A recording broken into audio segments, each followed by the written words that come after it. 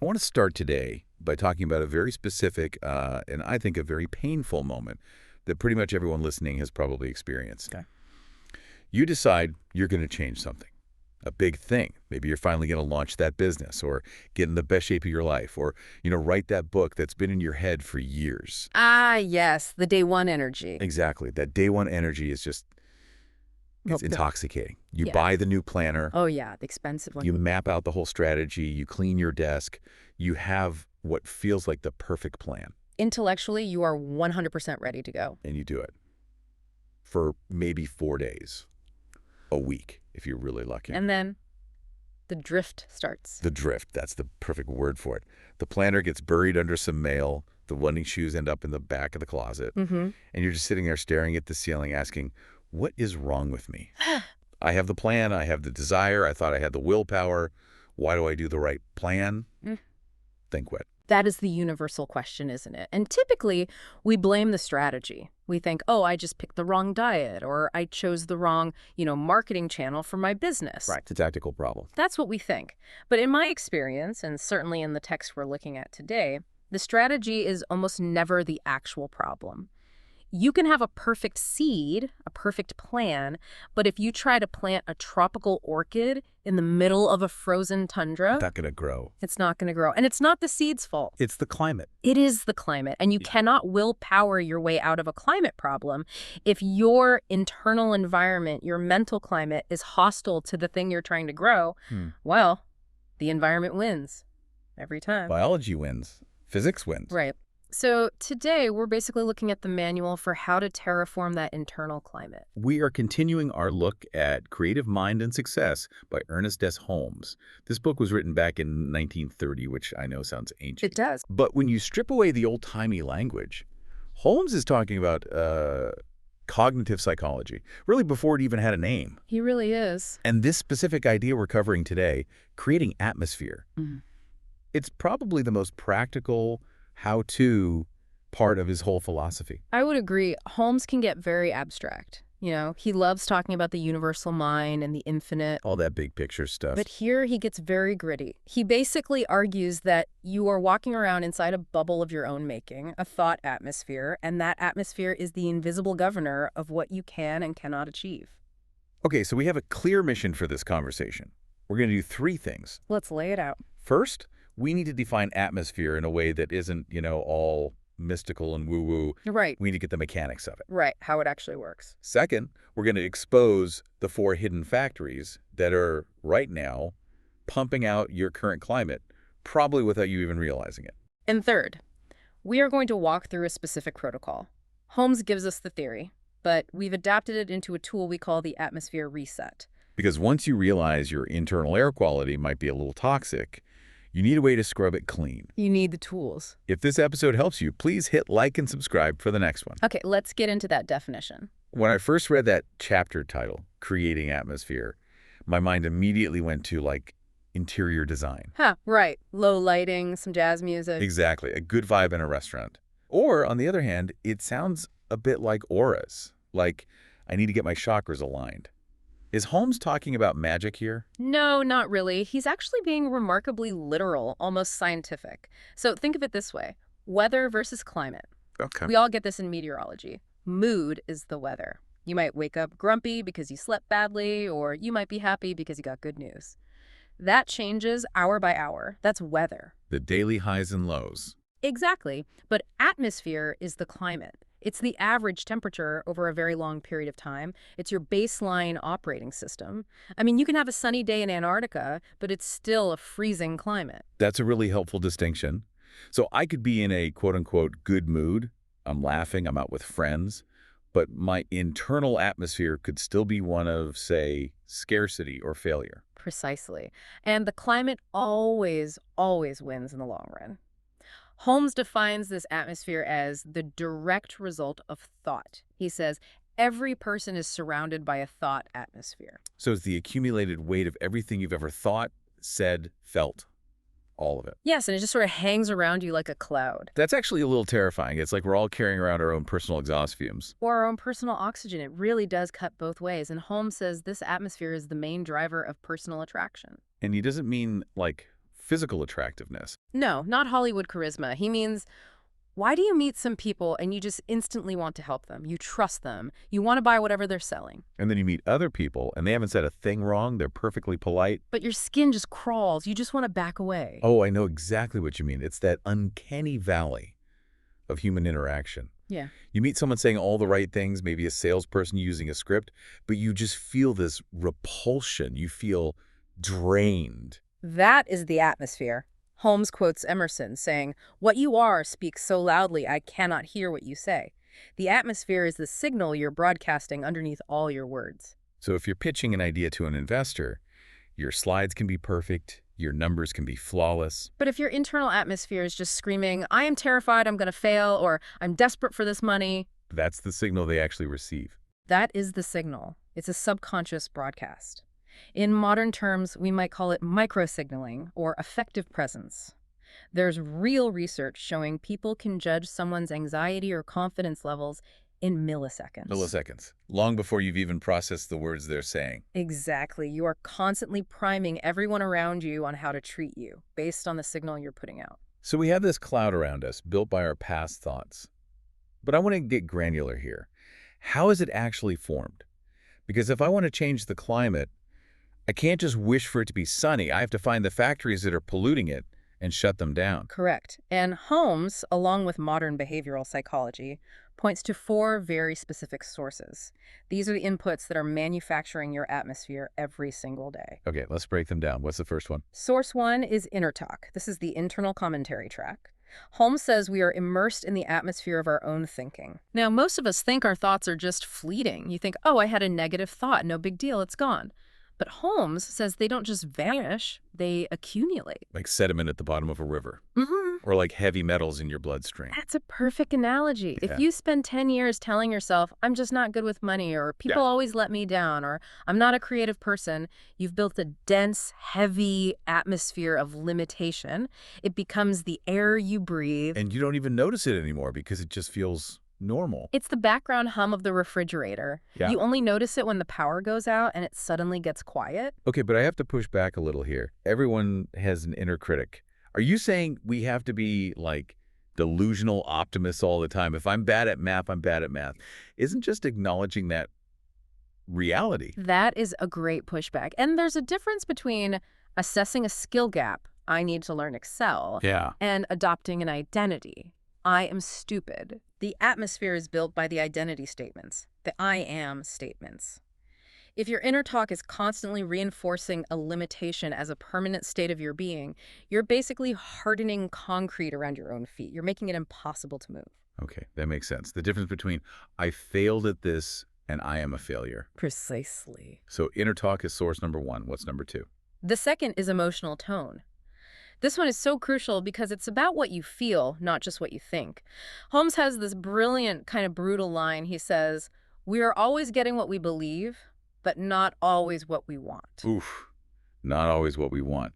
That hits hard Mm-hmm. because we all want the success, the health, the relationship. We want it, absolutely. But the atmosphere isn't built on your wish list. It's built on your conviction. Okay. You can stand in front of a mirror and say, "I am a millionaire" 1,000 times. That's just the want. They're just words. But if the emotional tone in your gut is a tight, anxious knot of, "I'm broke, I'm scared, this is never going to work," Then the atmosphere is scarcity. yes, the feeling is what creates the climate, not the empty words you're saying. This explains why positive affirmations often fail for people. If I'm saying I am confident, but deep down I feel like a total fraud, I'm actually just making the feeling of fraudulence stronger. Exactly. Psychologists call that cognitive dissonance. If you affirm something you don't truly believe, you actually increase your stress levels. Holmes is saying you have to work on the feeling, the conviction, not just paste a happy sticker over a warning light. Got it. So we have the talk and the tone, source number 3. This one is massive for anyone listening today. Inputs or your media diet. Holmes was writing in the 30s, so he didn't have Twitter or a 24-hour news cycle. And he was still worried about it. He was incredibly militant about it. He says, quote, "Never listen to negative talk or pay any attention to it." Never is a very strong word. He is strict. He argues that if you want a successful atmosphere, you cannot afford to consume garbage. If you spend your morning doom scrolling, reading about economic collapse and political fighting and how the world is on fire, You're inhaling smog. you're polluting your own atmosphere. And then you wonder why you feel paralyzed and anxious by lunchtime. But hold on, let me play skeptic again. Don't we have a responsibility to be informed citizens? If I just shut off the news, am I not just burying my head in the sand? Isn't that a form of privilege? It's the most common argument, but we have to distinguish between being informed and being emotionally hijacked. Okay. Being informed takes about 5 minutes a day. You read the headlines, you know the basic facts. What most of us do isn't getting informed, it's getting inflamed. We're engaging with algorithms designed to spike our cortisol. They're designed to make us angry or scared, so we keep clicking. Exactly. Holmes would say you cannot build a climate of peace and expansion if you're constantly injecting data points of war and contraction.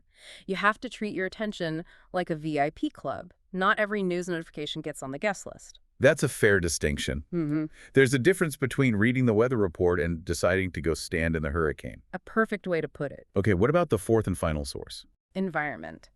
This is both your physical space and the people you surround yourself with.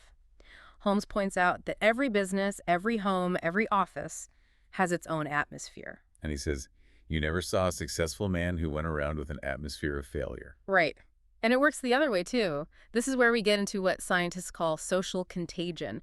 If you hang around people who are constantly cynical, who are leaners, people who just complain and lean on others for everything, their atmosphere starts to bleed into yours. We have mirror neurons for a reason. We biologically mimic the people we're around. You can't maintain a high-pressure system of success if you're constantly standing in a low-pressure system of complaint. It's like secondhand smoke for your soul. That is a perfect analogy. You end up inhaling it whether you want to or not. I want to ground this in some reality because atmosphere can still feel a little bit abstract.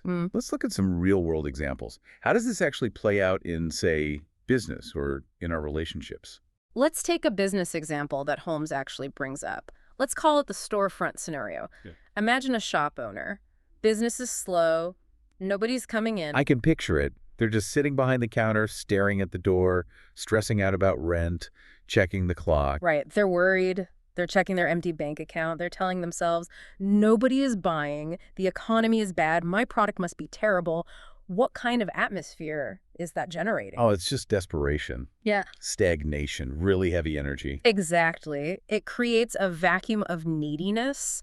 And customers, even if they can't put their finger on why they feel that, you walk past a store like that and you don't really want to go in, it feels awkward. Right. Now, Holmes gives very specific advice here. He says, busy yourself. Even if there are no customers to be busy with. Especially then. He says, reorganize the shelves, dust the counters, clean the windows, move the stock around, create the vibration of activity. So is that just a distraction, like fake it till you make it? It's actually deeper than that. It's about kinetic energy. Stagnation breeds more stagnation. Motion breeds motion. Holmes says water reaches only its own level. If you create an atmosphere of activity and readiness, you become a magnet for activity. And if you sit in stagnation, you just attract more of the same. Think about a restaurant. If you see one that's totally empty, do you want to eat there? No way. I assume something is wrong with it. I go to the busy one next door. Of course. Social proof. Success attracts success. So the shop owner has to generate the atmosphere of success before the success actually arrives. It's a shift from waiting to working. Okay, what about relationships? This is where atmosphere feels the most tangible to me. Let's compare the frosty person versus the magnetic person. Holmes talks about people who are cold versus those who make us feel strong, steady, sure. We've all been in a meeting or on a date with that frosty person. Yeah, they might be perfectly polite, dressed well, saying all the right things. But you feel like you need to put on a coat. They're just closed off. Their internal atmosphere is likely one of judgment or an intense fear of rejection, maybe a superiority complex. And it pushes people away. It's a repelling force. You can't connect with them because their atmosphere is basically a giant do not enter sign. And the magnetic person. They don't even have to try to be charming. Their atmosphere is just open, it's accepting, it's confident without being arrogant. Holmes says these people make us feel like nothing is too great to undertake. So when you're in their atmosphere, you feel better. You become better. You feel smarter, funnier, more capable. That is true leadership, and it's not an accident. It's a cultivated climate. I love that. It's not about being the loudest person. It's about being the person who makes the whole room feel better. Okay, one more example. Habits or mindset? The leaner versus the self-reliant. This is a huge theme for Holmes. A leaner is someone whose atmosphere is totally defined by looking outside for validation. The tell me I did a good job, tell me what to do, save me person. The high-maintenance friend. Yes, it creates a drain. It sucks energy from everyone around them. And it repels success because success requires autonomy. But the self-reliant atmosphere is different. It generates its own power. It says, I can figure this out. I'm connected to my own source. That atmosphere is incredibly attractive to partners, to investors, to opportunities. It becomes a center of gravity. So we have the definition, the sources, the examples, but I want to push on the why. Why does this invisible atmosphere actually change our reality? Is it magic? Or is there a mechanism? Because attracts, sounds good on a bumper sticker, but Yeah. how does it work? Well, Holmes would say it's law, spiritual law. Thought is a mold, and this creative power just fills the mold. But if that feels a bit too mystical, we can look at modern neuroscience, which completely backs this up. Okay. It's largely about something called attention bias, and a part of your brain called the reticular activating system, or the RAS. Break down the RAS for us. The RAS is a bundle of nerves at your brainstem. Its job is to filter out unnecessary information so the important stuff gets through. Your brain is getting bombarded with millions of bits of data every second. Sights, sounds, everything? If you had to process all of it, you'd go insane. So the RAS acts like a bouncer at a nightclub. It only lets in the VIPs. And who decides who the VIPs are? You do. Your atmosphere does. Yeah. If your atmosphere is fear and failure, you have effectively given your bouncer a guest list that says, only let in evidence that proves I am going to fail. Block out everything else. You literally only see the problem. Exactly. You walk down the street and your eyes physically focus on the going out of business signs. You overhear a snippet of conversation about a recession. And you completely miss the help wanted sign or the potential partner sitting at the next table. Not because they weren't there. But because your filter deemed them irrelevant to your current reality. It's the Bader-Meinhof phenomenon, like when you buy a new red car and suddenly you see red cars everywhere. They were always there, you just weren't tuned to them. So when Holmes says like attracts like, what he's really saying, scientifically, is you see what you are primed to see. Yes. If you shift your atmosphere to success and expansion, you retrain your RAS. Suddenly, you spot the opportunity, you hear the solution, you see the connection between two ideas that looked separate before. You aren't manifesting it from thin air. You're finally perceiving the path that was there all along. That makes it feel so much more actionable. It's not about waiting for the universe to drop a check in your lap. It's about tuning your receiver so you can actually hear the music that's playing. And it drives automatic behavior. That's the other mechanism. If your atmosphere is, I am a healthy athlete, you don't have to use willpower to go to the gym. It's just what you do. It's congruent with the climate. You don't see polar bears in the desert. Exactly. You change the climate, and the inhabitants, your habits, change naturally to fit. Okay, I am sold. My climate might need a little work, maybe a lot of work. How do we actually fix it? Holmes is all about practical application. We have a tool for this. We do. We call it the atmosphere reset. It's a short exercise you can do right now, just mentally, or with a pen and paper later. 5 specific steps to scrub the air. Let's walk through it. What's step 1? Step 1, name the goal. One specific desire. Don't be vague. Don't say, I want to be happier. Say, I want to launch my podcast, or I want to double my business revenue. One clear sentence. Got it. Step 2. Step 2, name the current atmosphere. And you have to be brutally honest here. This is where most people fail because it's painful to admit. If your goal is double the revenue, but your current atmosphere is panic about bills, you have to name it. That is the hard part. Admitting your internal vibe is scared or jealous or resentful. But you cannot change what you do not acknowledge, so you name it. My current atmosphere is fear of scarcity, or my atmosphere is resentment. Just name the stink. Okay. Step 3. Step 3, remove one toxic input. We go back to those 4 sources we talked about. What is one thing you are consuming that is feeding that fear or resentment? Could be the news or a specific friend who just complains all the time. Yes. Identify one thing to cut starting today. Holmes says, blot out all false beliefs. You have to stop the poisoning. Maybe it's, I will not check my email before I get out of bed. Or, I will mute that one account on social media that makes me feel inadequate. I like that. Just one thing. That feels manageable. What's step 4? Step 4, install one clean input. You created a vacuum by removing the toxin. Now you have to fill it. Holmes says, fill his place with the power of success.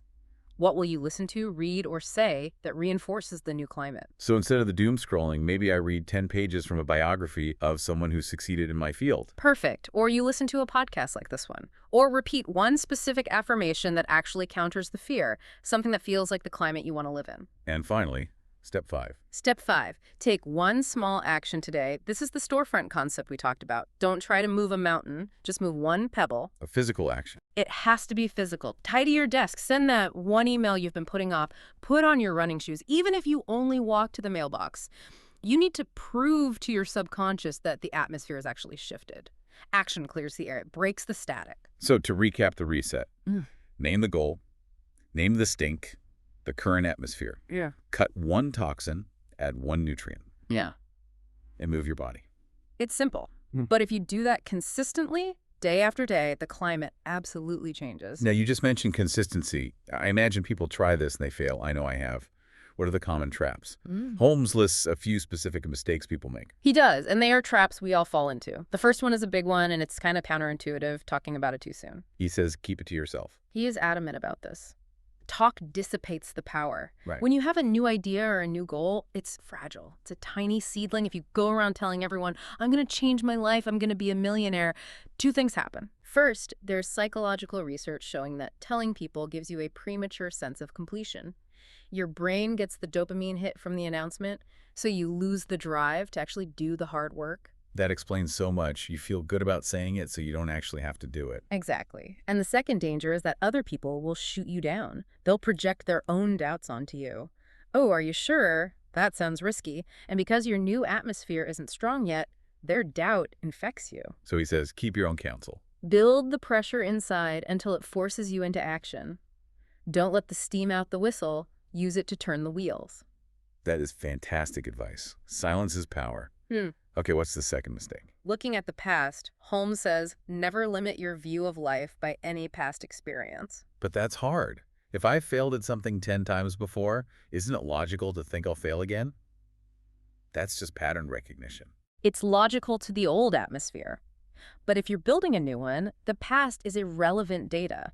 It's like driving a car. If you stare only in the rearview mirror, you are going to crash. The past is a memory. The atmosphere is about the now and the future. Mistake number 3. Inconsistency. We touched on this. People do the atmosphere reset on a Monday, they feel great, and then they just ignore it for 3 days. That's like going to the gym once and then wondering where your six-pack is. Exactly. You can't take one shower and stay clean for the rest of your life. Your mind gets dirty every single day. The world throws dirt at you. The algorithm throws dirt at you. You have to wash your atmosphere daily. It's a hygiene practice, not a one-time fix. Okay, number 4. Forcing it. Using brute willpower. This goes right back to our opening question, the struggle. Right. Holmes advises not with strenuous effort, but through quiet contemplation. If you're gritting your teeth and clenching your fists trying to think positive, you're actually generating an atmosphere of strain. And strain implies there's resistance. Correct. Strain says, I don't really believe this is true, so I have to force myself to.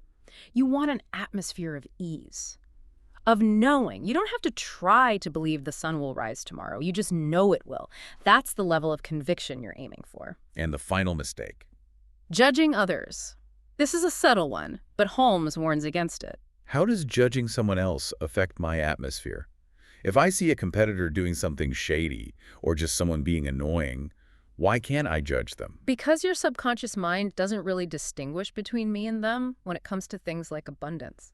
If you look at a successful person and you think, I bet they cheated, or they don't deserve that, or all rich people are evil, you're generating an atmosphere of success is suspicious. Oh, wow. So I'm poisoning my own well. Yes. You're telling your brain that success is something to be judged and hated. So your brain, your RAS, will actually protect you from becoming successful to keep you safe from that judgment. So to keep your own atmosphere expansive. You have to wish success for everyone. You have to celebrate it wherever you see it. Your thought has to be, good for them. That means it's possible for me too. That is a total shift from envy to evidence. If they did it, it's evident that it can be done. Precisely. It keeps all the channels open. We have covered so much ground today. We've gone from the science of the RAS all the way to the philosophy of silence. Let's try to bring it all together. Yeah. What are the key takeaways from this exploration? I think we can boil this down to 7 key points to take with you. Number 1. Atmosphere is your inner climate, not just your daily mood. Number 2. It is formed by 3 things: your self-talk, your emotional feelings, and your inputs. Number 3. Like attracts like. You don't attract what you want, you attract what you are. Number 4. You can't fake the atmosphere, you must build it through real conviction. Number 5. Silence is power. Don't talk about your seed before it has time to sprout. Number 6. Remove toxic inputs relentlessly. You have to guard the door to your mind. And number 7. Action clears the air. If you feel stagnant, move something. This has been a masterclass in mental hygiene. But we are not done with Ernest Holmes yet. We've talked about the climate, but next time we're going to talk about the architect. That's right. Episode 6 is going to cover using the imagination. If atmosphere is the climate, then imagination is the blueprint. How do you use your mind's eye to actually shape the mold that the creative power fills? And Holmes has very specific, almost technical instructions for how to visualize correctly. Right. Most people do it wrong. They daydream instead of truly imaging. We're going to explain the difference. It's the difference between a vague fantasy and a solid construction project. I cannot wait for that one. Thanks for being here. If you want the full series, check the playlist, and please like and subscribe so you don't miss the next episode.